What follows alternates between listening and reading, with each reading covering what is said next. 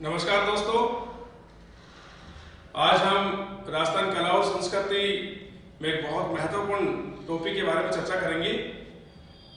वो टॉपिक है राजस्थान के दुर्ग, और राजस्थान के दुर्गों में भी आज हम चर्चा करेंगे राजस्थान के जल दुर्ग। राजस्थान के जल, दोस्तों जल दुर्ग वह दुर्ग होता है जिसके चारों ओर विशाल जलराशि हो, या वह दुर्ग किसी नदी के तट पर हो या किसी झील के तट पर हो। जल दुर्ग को दोस्तों औदक दुर्ग के नाम से भी जाना जाता है। राजस्थान में मुख्य रूप से निम्न 5 जल दुर्ग हैं। देखिए कौन कौन से हैं। नंबर 1 गागरोन का दुर्ग, नंबर 2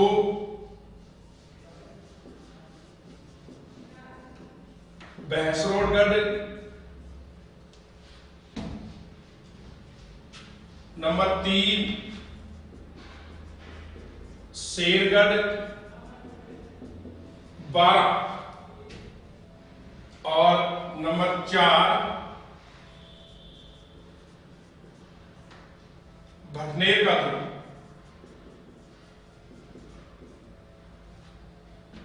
नंबर 5 मनोहर थाना का दुर्ग। तो दोस्तों राजस्थान में निम्न 5 जल दुर्ग हैं। गागरोन का दुर्ग जो झालावाड़ जिले में है, भैंसरोडगढ़ जो चित्तौड़गढ़ में है, शेरगढ़ जो बारां जिले में है, भटनेर का दुर्ग जो हनुमानगढ़ जिले में है, और 5वां है मनोहर थाना का दुर्ग जो झालावाड़ जिले में है। इसके अतिरिक्त दोस्तों हम शेरगढ़ जो धौलपुर में है,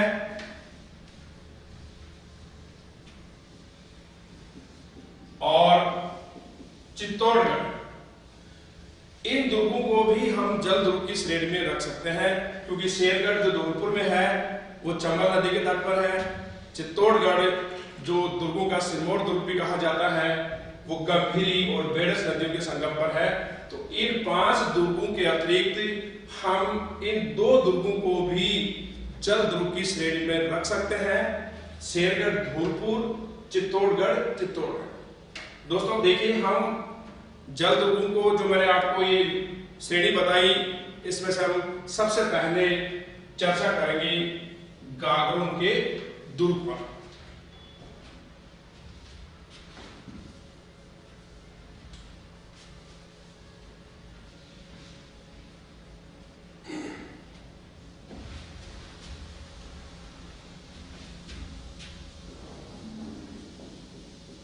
गागरोन का दुर्ग,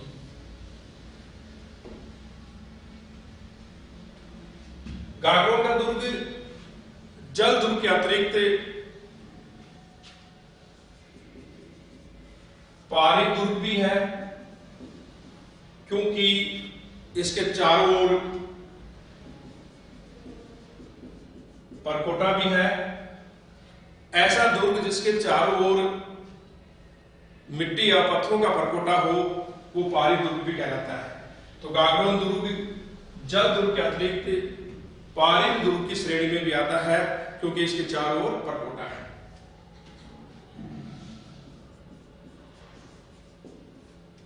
दोस्तों गागरोन दुर्ग का निर्माण 11वीं सदी में डोड परमार राजा बिजलदेव ने कराया था, और यह दुर्ग काली सिंध और आहू नदियों के तट पर संगम पर स्थित है।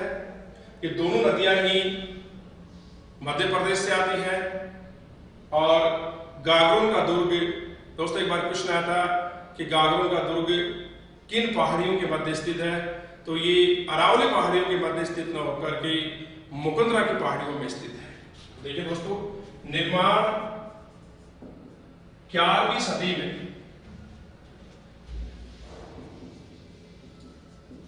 डोड परमार राजा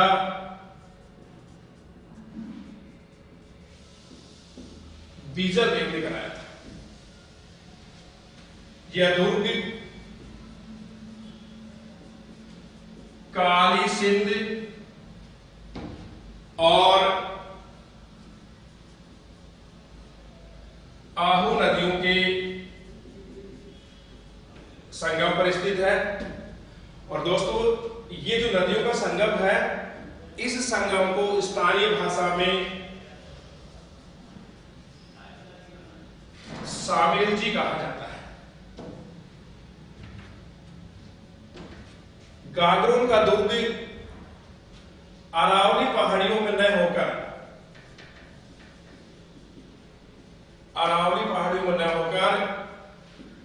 ये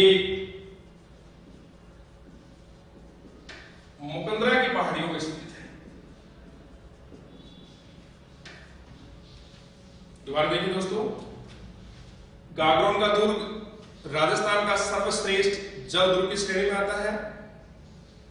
जल दुर्ग के अतिरिक्त ये पारित दुर्ग की श्रेणी में भी आता है, क्योंकि इसके चारों ओर परकोटा है। और जिस दुर्ग के चारों ओर मिट्टी या पत्थर का परकोटा होता है, ऐसे दुर्ग को हम पारित दुर्ग कहते हैं। इस दुर्ग का निर्माण 11वीं सदी में डोड परमार राजा बीजल देव ने कराया था। यह दुर्ग काली सिंध और आहू नदियों के संगम पर स्थित है। इस संगम को स्थानीय भाषा में सामेलजी कहा जाता है। गागरोन का दुर्ग अरावली पहाड़ियों में स्थित होकर के मुकंदरा की पहाड़ियों में स्थित है। एक बार दोस्तों क्वेश्चन में आया था कि निम्न में से कौन सा दुर्ग अरावली पहाड़ियों में स्थित नहीं है। वह ऑप्शन था चित्तौड़गढ़, भैंसरोडगढ़, अचलगढ़ और गागरोन दुर्ग। तो गागरोन दुर्ग अरावली पहाड़ियों में स्थित न होकर के मुकंदरा की पहाड़ियों में स्थित है।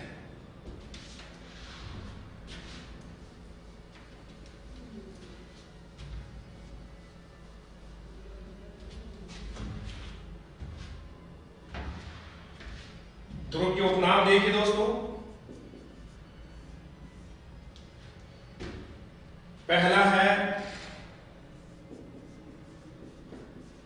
डोडगढ़।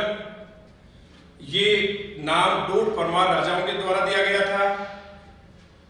दूसरा उपनाम है धूलरगढ़ और इसे गागरोन दुर्ग का नाम दिया था खिंची चौहान वंश के संस्थापक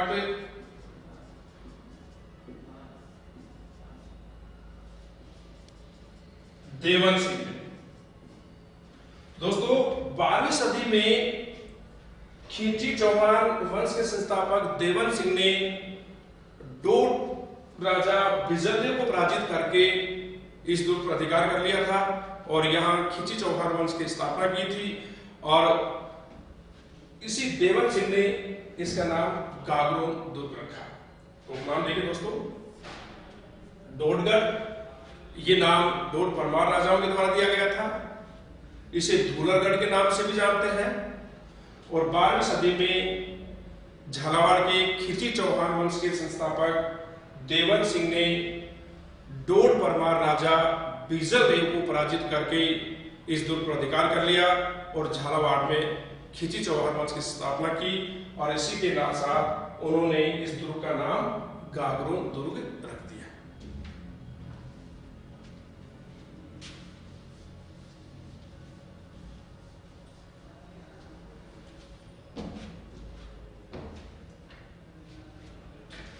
देखिए दोस्तों, राजस्थान में 2 ही ऐतिहासिक इमारतें ऐसी हैं जो बिना किसी नींव के जमीन के ऊपर खड़ी है, अर्थात उनके निर्माण में नींव को नहीं खोदा गया, उन्हें जमीन के ऊपर ही उनकी शुरुआत करके उनका निर्माण कर दिया गया। उसमें से एक ऐतिहासिक इमारत है गागरोन का दुर्ग, जो बिना किसी नींव के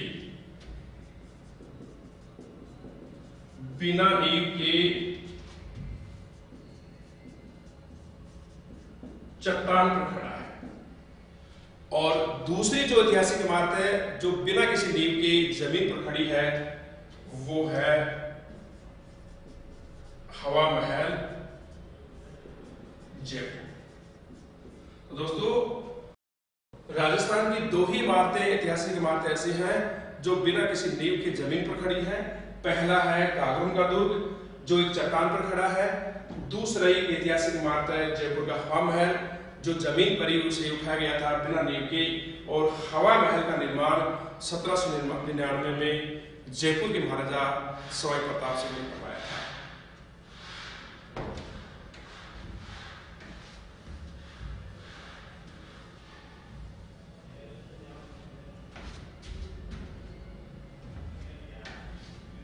दुर्ग के देखिए दोस्तों, दर्शनीय स्थल। दुर्ग में कौन कौन से दर्शनीय स्थल हैं? तो सबसे पहले इसमें संत मीठे शाह की दरगाह है। और संत मीठे शाह जिस संप्रदाय के सूफी संत हमीदुद्दीन नागौरी थे, इस दरगाह का निर्माण कराया था दिल्ली के मुगल सम्राट औरंगजेब ने। दूसरी जो ऐतिहासिक जो दर्शनीय स्थल है वो है संत पीपा की छतरी। संत पीपा यहाँ के खिची चौहान वंश के राजा थे, लेकिन उन्होंने राजपाट छोड़ करके वैराग्य धारण कर लिया था और रामानंद जी के जो शिष्य बन गए थे। तीसरी जो ऐतिहासिक इमारत है, यहाँ पर बुलंद दरवाजा है। बुलंद दरवाजे का निर्माण औरंगजेब ने कराया था। दोस्तों, पूरी दुनिया का सबसे बड़ा बुलंद दरवाजा फतेहपुर सीकरी में है, जिसका निर्माण 1572 में गुजरात विजय की उपलब्धि में या उसकी याद में मुगल सम्राट अकबर ने कराया था। लेकिन गागरोन दुर्ग में जो बुलंद दरवाजा है उसका निर्माण करवाया था मुगल सम्राट औरंगजेब ने। इसके अतिरिक्त यहाँ पर एक बहुत बड़ा जौहर कुंड है, जाली परकोटा है, जिसका निर्माण कोटा के महाराव उमेद सिंह की दीवान जालिम सिंह ने कराया था। दुर्ग में कोटा रियासत की सिक्के डालने के टकसाल है। और दुर्ग में मधुसूदन जी का बहुत ही सुंदर मंदिर है। और इस दुर्ग को दोस्तों मुगल सम्राट अकबर ने पृथ्वीराज राठौड़ को जागीर के रूप में दिया था। तो देखिए, प्रथम दर्शनीय स्थल मुस्लिम संत मीठे शाह की दरगाह। ये दरगाह सूफी संत हमीदुद्दीन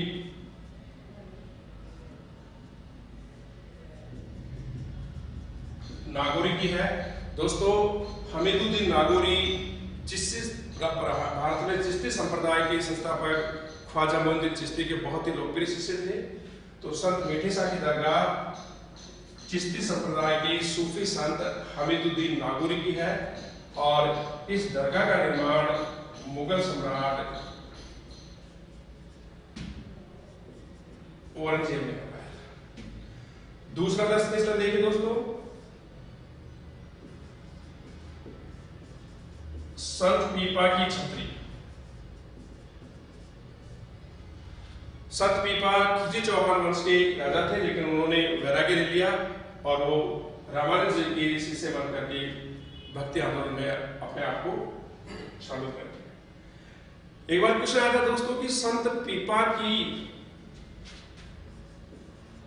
गुफा कहां पर है? संत पीपा की छतरी तो किसमें है? गागरोन दुर्ग में। लेकिन यदि क्वेश्चन आता है, क्वेश्चन आया भी था कि संत पीपा की गुफा कहां पर है, तो इसका उत्तर आएगा दोस्तों टोंक जिले के टोडा रायसिंह कस्बे। संत पीपा की छतरी गागरोन दुर्ग में है। लेकिन संत पीपा की गुफा टोंक जिले के टोडा रायसन कस्बे में है। तीसरा दर्शनीय स्थल देखिए,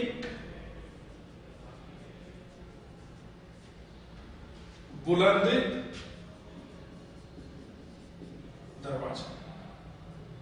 और दोस्तों जैसे मैंने अभी आपको बताया कि जो गागरोन दुर्ग में बुलंद दरवाजा है, इस बुलंद दरवाजे का निर्माण करवाया था मुगल सम्राट औरंगजेब। बुलंद दरवाजा जो विश्व का सबसे बड़ा दरवाजा है, वह भी मैंने जैसे आपको बताया कि वो आगरा के पास फतेहपुर सीकरी में है।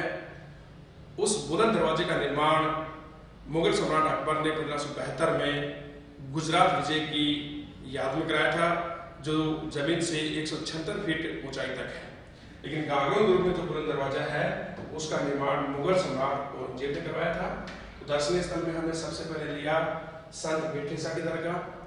संत मीठे शाह चिश्ती संप्रदाय के सूफी संत हमीदुद्दीन नागौरी हैं और ये भारत में चिश्ती संप्रदाय के संस्थापक ख्वाजा मोइनुद्दीन चिश्ती के बहुत ही लोकप्रिय शिष्य थे।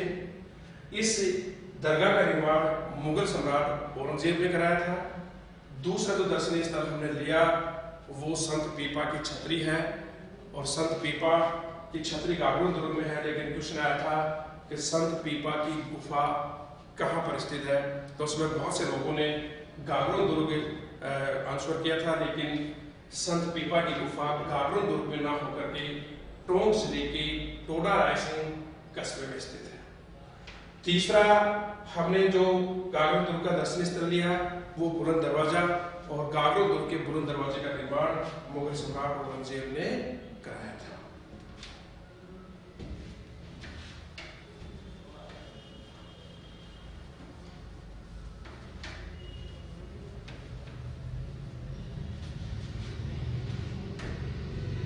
चौथा देखिए दोस्तों,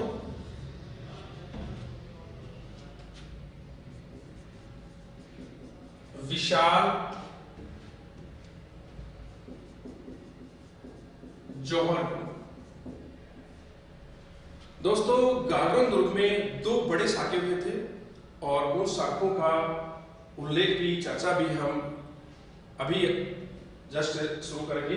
तो यहाँ पर एक विशाल जौहर कुंड है, जहाँ पर जो दो साके हुए उसमें महिलाओं ने अग्नि जौहर किया था। पांचवा जो दर्शनीय स्थल है वो है जालिम परकोटा। दोस्तों जालिम जो परकोटा है गागरोन दुर्ग में, उसका निर्माण करवाया था कोटा के दीवान झाला जालिम सिंह। दोस्तों ये कोटा के महाराव झाला जालिम सिंह कोटा के महाराव उमेर सिंह के दीवान थे। छठा जो दर्शनीय स्थल है गागरोन दुर्ग का वो है कोटा रियासत की सिक्के ढालने की टकसाल। कोटा रियासत की सिक्के ढालने की टकसाल।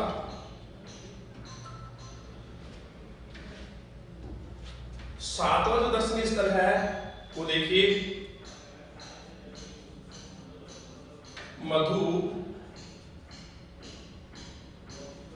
मधुसूदन जी का मंदिर।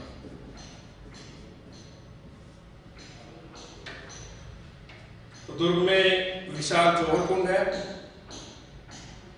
विशाल जालिम परकोटा है, जिसका निर्माण कोटा के दीवान झाला जालिम सिंह ने करवाया था। झाला जालिम सिंह कोटा के महाराव उमेर सिंह के दीवान थे। छठे नंबर पर देखिए गागरोन दुर्ग में कोटा रियासत की सिक्के ढालने की टकसाल है, और दुर्ग में बहुत सुंदर मधुसूदन जी की का मंदिर है। तो ये दुर्ग के दर्शनीय स्थल थे।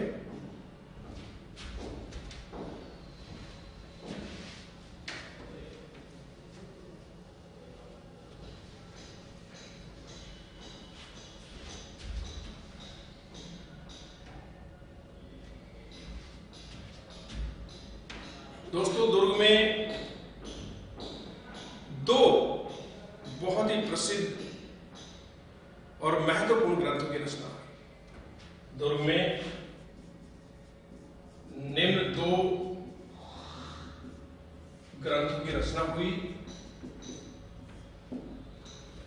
और उनमें से पहला जो ग्रंथ है वो है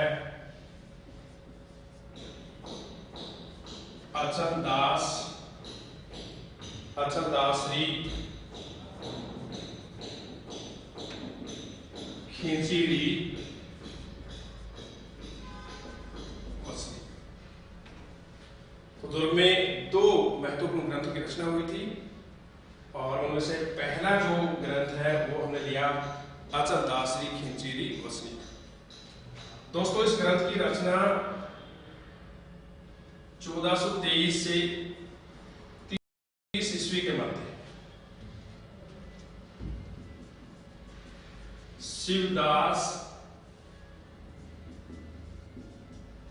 गार्डन ने की थी, जिसमें यहाँ के खींची चौहान राजा अचलदास खींची के उपलब्धियों की जानकारी मिलती है।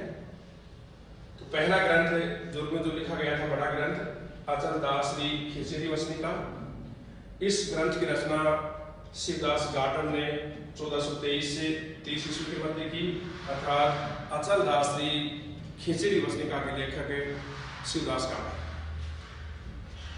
दूसरा जो ग्रंथ है वो देखिए बेली कृष्ण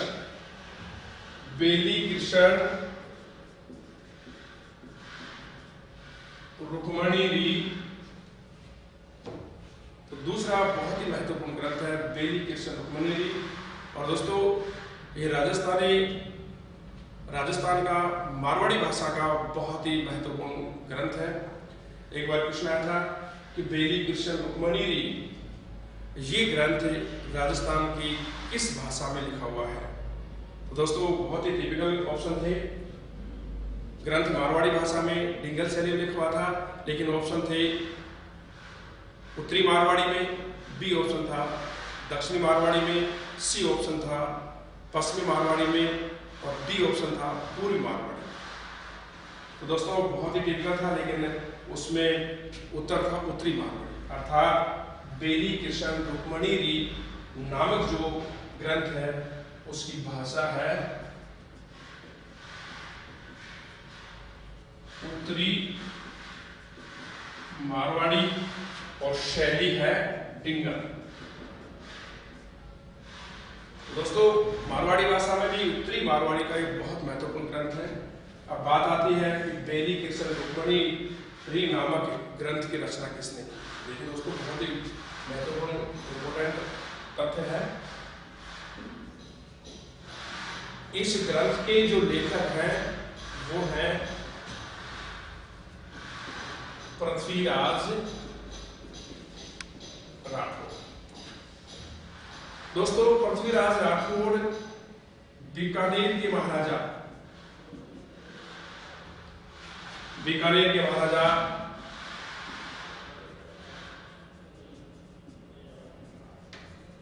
राव कल्याणमल के पुत्र और महाराजा राय सिंह के भाई थे। तो बेली कृष्ण रुक्मणी नामक ग्रंथ के लेखक पृथ्वीराज राठौड़ हैं।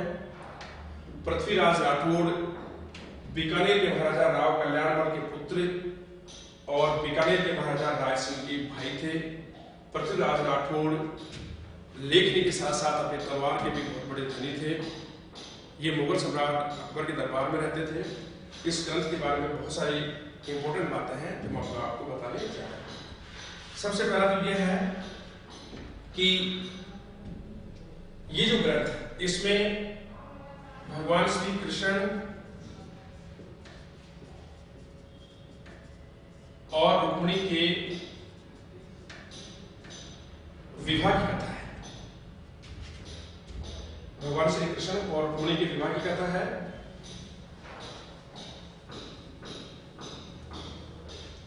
दूसरा, इस ग्रंथ को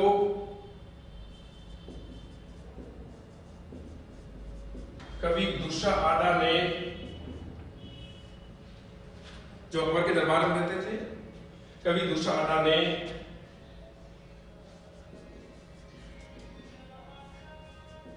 पांचवा वेद और 19वां पुराण कहा। बेली कृष्ण रुक्मिणी नामक ग्रंथ को कवि दुर्सा आडा ने पांचवा वेद, दोस्तों वेद 4 है, ऋग्वेद, सामवेद, यजुर्वेद, अथर्ववेद, लेकिन कवि दुर्सा आडा ने इसे पांचवा वेद की संज्ञा दी और 19वां पुराण कहा। पुराणों की संख्या 18 है, लेकिन 19वां पुराण कवि दुर्सा आडा ने बेली कृष्ण रुक्मिणी नामक ग्रंथ को बताया। इसके अलावा कर्नल टोड ने इस ग्रंथ के प्रभाव की तुलना 10,000 घोड़ों के बल से की है। आप अंदाजा लगा सकते हैं कि ये कितना महत्वपूर्ण प्रसिद्ध ग्रंथ होगा। डॉक्टर कर्नल टोड ने बेली कृष्ण रुक्मिणी नामक ग्रंथ की प्रभाव की तुलना 10,000 घोड़ों के बल से की है। और देखिए ना, इटली के भाषाविद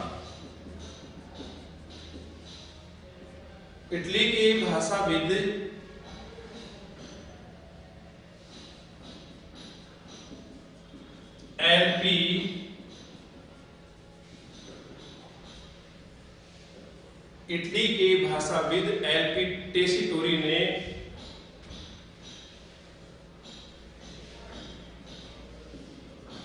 पृथ्वीराज राठौड़ को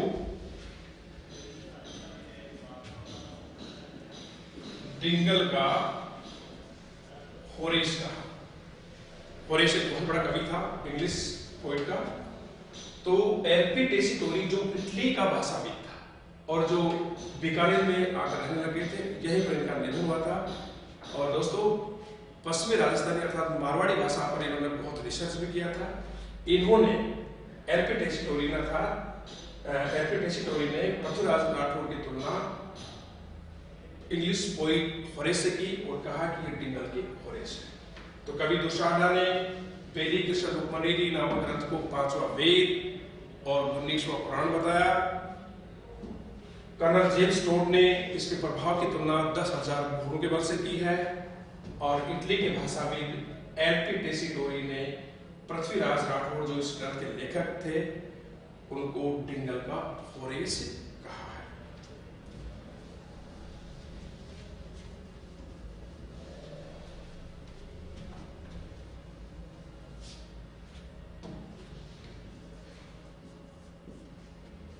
दोस्तों, अकबर ने पृथ्वीराज राठौड़ को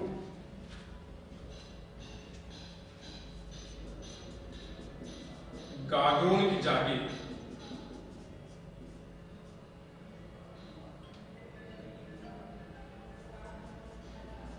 भेड़ स्वरूप दी थी।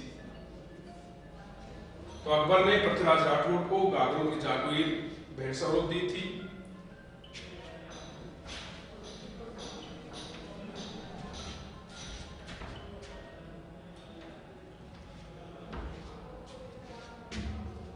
अगला जो इस दुर्ग का महत्वपूर्ण जो पक्ष है वह है दुर्ग के साके।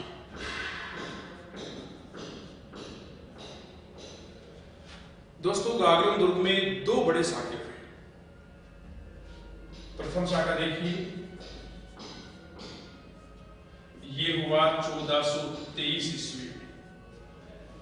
प्रथम साका कब हुआ? 1423 ईस्वी में। इस समय आक्रमणकारी कौन था? आक्रमणकारी था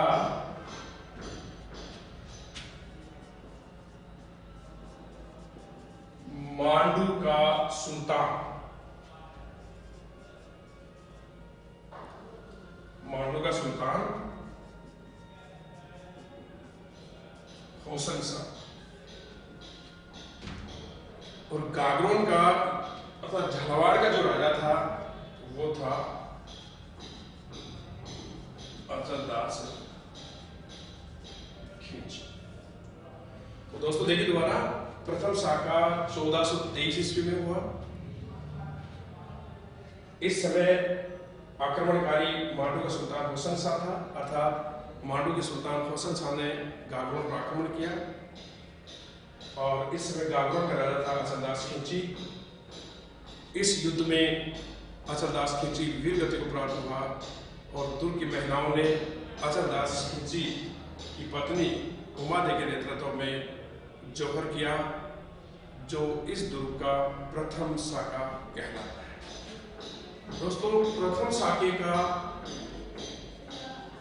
जो मार्मिक वर्णन किया था वो किया था शिवदास गार्डन ने अपने ग्रंथ अचलदास खिलजी वसन। तो गागरोन दुर्ग के जो दो बड़े साके थे उनमें प्रथम साका 1423 में हुआ। इस समय मांडू के सुल्तान होसन शाह ने दुर्ग पर आक्रमण किया। गागरोन के खिलजी चौहान राजा अचलदास खिलजी ने बहादुर से युद्ध किया, लेकिन इस युद्ध में वो वीर गति को प्राप्त हुए और दुर्ग की महिलाओं ने उनकी पत्नी के नेतृत्व में जौहर किया, जो गागरोन दुर्ग का प्रथम साका माना जाता है। दोस्तों गागरोन दुर्ग के प्रथम साके का वर्णन किया है, मार्मिक वर्णन किया है शिवदास गार्डन ने अपने ग्रंथ अचलदास खिलजी वसन।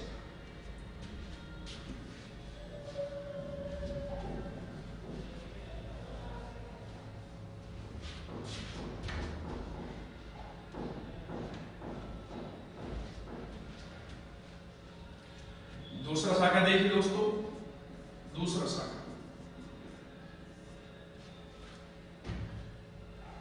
ये साका हुआ दोस्तों 1444 ईस्वी। इस समय आक्रमणकारी था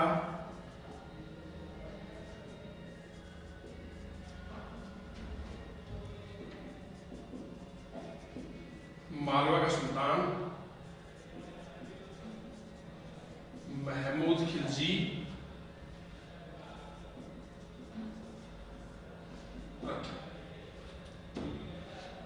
और गागरोन का राजा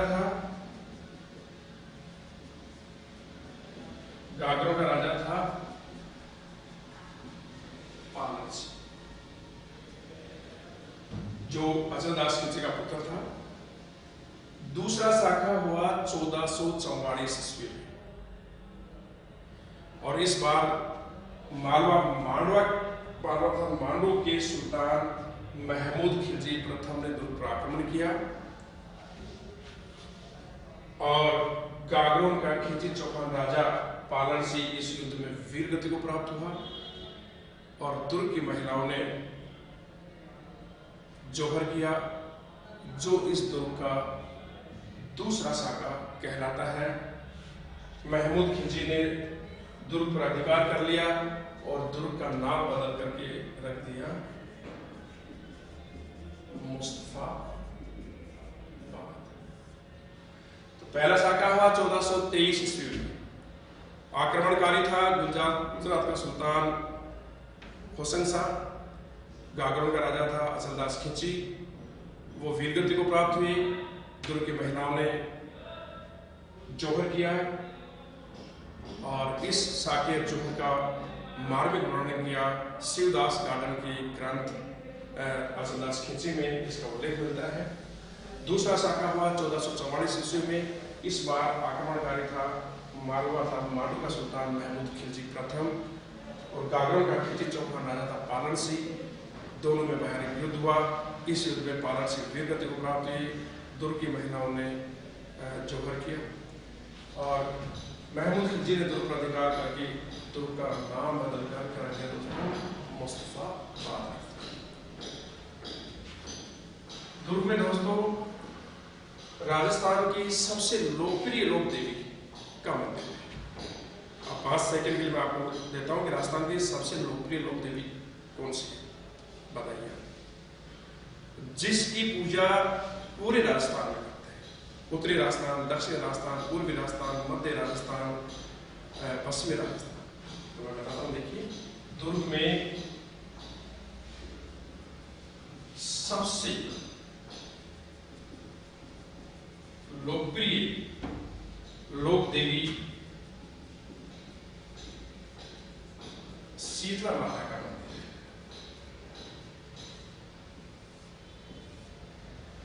धन्यवाद दोस्तों। आगे के जो लोग हैं मैं अगली क्लास में जारी रखूंगा। तब तक के लिए